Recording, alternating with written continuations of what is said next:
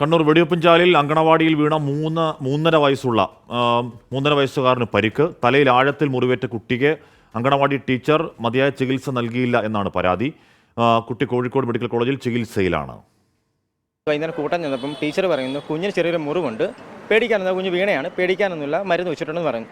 ഇതുമായിട്ട് കുഞ്ഞ് വീട്ടിൽ ചെന്ന് കുഞ്ഞിനൊരു വൈകുന്നേരം ഒരു 4-5 മണിമ്പോൾ കുഞ്ഞ് നല്ലപോലെ പനിക്കാൻ തുടങ്ങി.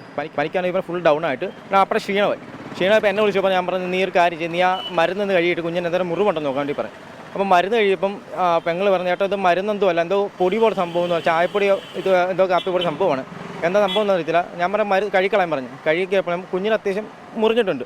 20 ഹോസ്പിറ്റലിൽ ചെന്നവർ പറഞ്ഞ് കുട്ടിക്ക് നല്ലൊരു ഉള്ളിലേക്ക് വരിക്കൊണ്ട് നിങ്ങൾ നേരെ പരിയാരം മെഡിക്കൽ കോളേജ് ചെല്ലണം, അവിടെ CT സ്കാൻ ചെയ്യാനൊന്നും പറയാൻ പറ്റുന്നില്ല. നമ്മൾ നേരെ അവിടുന്ന് നേരെ വണ്ടി പരിയാരം മെഡിക്കൽ കോളേജ് എത്തി. Pariyaram medical college CT scan report നോക്കിയപ്പോൾ അവർ പറഞ്ഞത് കുട്ടിക്ക് ഇൻറ്റർനൽ ബ്ലീഡിങ് ആയിട്ടുണ്ട് ഉള്ളിലേക്ക്, നമുക്കൊന്നും ചെയ്യാൻ പറ്റും, നിങ്ങൾ നേരെ ഈ കോഴിക്കോട് മെഡിക്കൽ കോളേജിലേക്ക് വരണമെന്ന് പറഞ്ഞു. ഇപ്പോൾ അവൻ്റെ അവസ്ഥ എന്ന് വെച്ചാൽ ഭയങ്കര വിറവലാണ്. ഇപ്പം കുഞ്ഞ് 3.5 വയസ്സേ ഉള്ളൂ അവനിപ്പം, 3 വയസ്സായി ആകുന്നേ ഉള്ളൂ. ഭയങ്കര വിറവലാണ്, അവൻ ഫുഡൊന്നും കഴിക്കാൻ പറ്റുന്നില്ല. ഇപ്പം ഭയങ്കരമായിട്ട് വിറപ്പം ഡോക്ടർ റിപ്പോർട്ട് ഇപ്പം ഡോക്ടർ അവൻ്റെ ട്രീറ്റ്മെൻറ്റ് സ്റ്റാർട്ട് ചെയ്തിട്ടുണ്ട്. രാഹുൽ സുരേഷ്, രാഹുൽ, പ്രധാനമായും ഈ മുറിവ് മറച്ചു വെക്കാൻ നീക്കം നടത്തി എന്നുള്ളതാണോ കുടുംബത്തിന്റെ ആരോപണം? ഈ കുഞ്ഞിന്റെ 3.5 വയസ്സുകാരൻ്റെ ആരോഗ്യനില ഇപ്പോൾ എങ്ങനെയാണ് രാഹുൽ?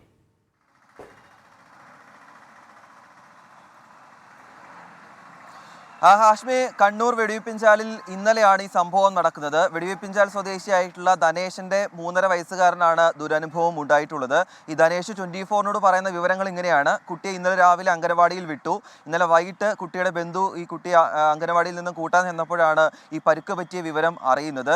ഈ പരുക്ക് പറ്റിയ വിവരം കുടുംബത്തിൽ നിന്നും മറച്ചു വെച്ചു. അതുമാത്രമല്ല, കൃത്യമായ ചികിത്സ ഈ കുട്ടിക്ക് നൽകിയില്ല എന്ന ആരോപണങ്ങളാണ് ധനേഷ് ഈ ഘട്ടത്തിൽ ഉന്നയിക്കുന്നത്. അതോടൊപ്പം തന്നെ ധനേഷ് ഉന്നയിക്കുന്ന മറ്റൊരു പ്രധാനപ്പെട്ട കാര്യം, പരിക്ക് പറ്റിയ ശേഷം ഈ മുറിവിൽ ചായപ്പൊടിയോ കാപ്പിപ്പൊടിയോ പോലത്തെ എന്തോ വസ്തുവാണ് വെച്ചതെന്നും ധനേഷ് ആരോപിക്കുന്നുണ്ട്. ഇന്നലെ വൈകിട്ട് ഒരു 5 മണിയോടുകൂടി കുട്ടിക്ക് പനി ആരംഭിച്ചു. ആദ്യം പ്രാഥമികമായി ചികിത്സ നൽകി, പിന്നീട് പരിയാരം മെഡിക്കൽ കോളേജിൽ എത്തിച്ചു.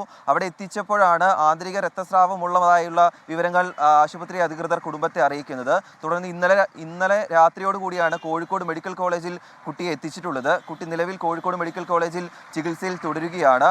ആശുപത്രിയിൽ നിന്നും വിവരം പോലീസിന് കൈമാറും. തുടർന്ന് പോലീസ് ഇതുമായി ബന്ധപ്പെട്ട കേസെടുക്കുമെന്നാണ് നിലവിൽ നമുക്ക് ലഭിക്കുന്ന വിവരം. എന്താണെങ്കിലും ഈ അംഗനവാടി ടീച്ചർമാർക്ക് ഒരു വീഴ്ച സംഭവിച്ചു എന്നാണ് പറയുന്നത്. നമ്മൾ ഈ അംഗനവാടി ടീച്ചർമാരുമായി ബന്ധപ്പെടാൻ ശ്രമിച്ചിരുന്നു, പക്ഷെ അവർ ഫോൺ എടുക്കാൻ ഇതുവരെയും തയ്യാറായിട്ടില്ല. എന്താണെങ്കിലും ഈ വിവരം മറച്ചു വെച്ചു, കൃത്യമായി ചികിത്സ നൽകിയില്ല എന്ന കാര്യങ്ങളാണ് കുടുംബം നിലവിൽ ആരോപിക്കുന്നത്. ഹാഷ്മി, രാഹുൽ സുരേഷാണ് ആ വാർത്തയുടെ വിവരങ്ങൾ നൽകിയത്.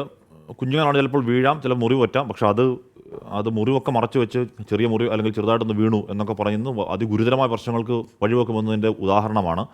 എന്താണ് ഉണ്ടായതെന്ന് കൃത്യമായ പരിശോധന നടക്കട്ടെ. അങ്കണവാടി ജീവനക്കാർക്ക് പിഴവുണ്ടെങ്കിൽ മാതൃകാപരമായി ശിക്ഷിക്കട്ടെ. കാരണം ഇനി അത് ഉണ്ടായിക്കൂടാ. കാര്യം എന്തൊക്കെ സംഭവിക്കാം അത്തരത്തിൽ മുറിവുകൾ മറച്ചു വെച്ചാൽ, ഇന്റേണൽ ബ്ലീഡിംഗ് ഒക്കെ ഉണ്ടായാൽ.